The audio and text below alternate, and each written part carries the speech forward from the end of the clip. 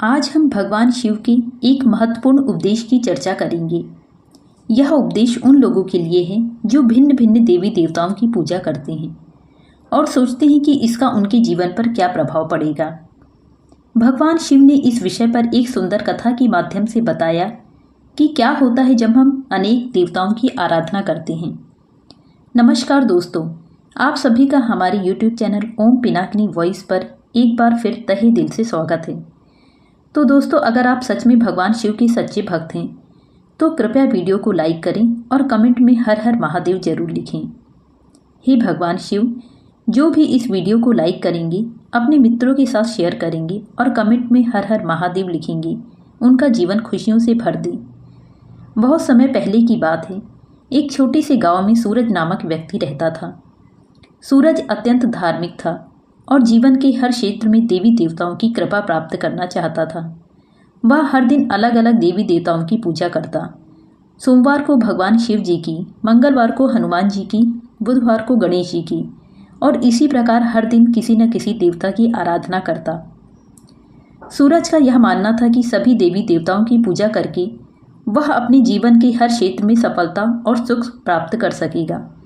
लेकिन उसकी साधना में एक समस्या थी। वह किसी भी देवता की पूजा में पूरी निष्ठा और एकाग्रता नहीं लगा पाता था।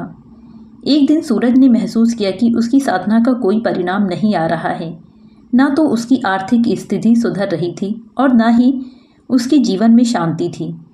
सूरज ने निराश होकर सोचा, मैं इतनी श्रद्धा से हर दिन अलग अलग देवताओं की पूजा करता हूँ, फिर भी मेरा जीवन सुखी क्यों नहीं है। इस प्रश्न का उत्तर पाने के लिए सूरज ने एकांत में जाकर भगवान शिव का ध्यान किया। उसने पूरी श्रद्धा से भगवान शिव से प्रार्थना की, हे महादेव, कृपया मेरी समस्या का समाधान करें। क्या मेरी पूजा विधि में कोई त्रुटि है? भक्त की सच्ची प्रार्थना सुनकर भगवान शिव प्रकट हुए। उन्होंने मुस्कुराते हुए पूछा, वत्स, क्या समस्या है जो तुमने मुझे पुकारा? सूरज ने सिर झुकाकर कहा, हे महादेव, मैं सभी देवी देवताओं की पूजा करता हूँ, फिर भी मुझे सुख और शांति क्यों नहीं मिलती? कृपया मेरा मार्गदर्शन करें।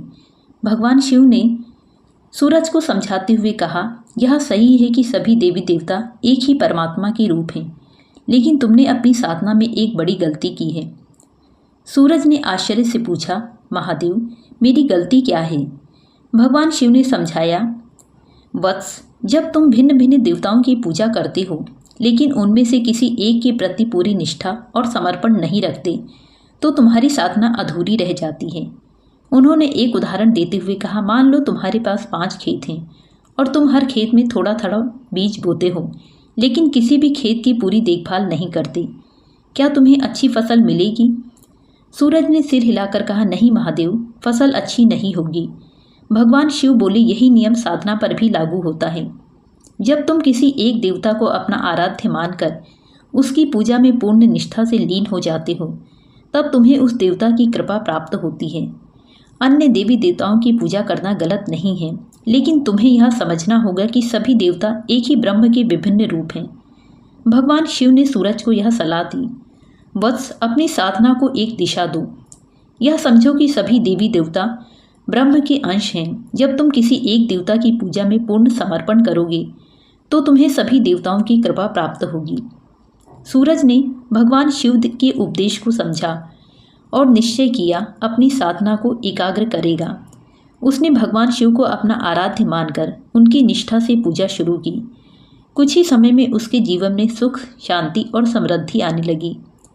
यह कहानी हमें सिखाती है कि सभी देवी देवता एक ही परमात्मा के स्वरूप हैं।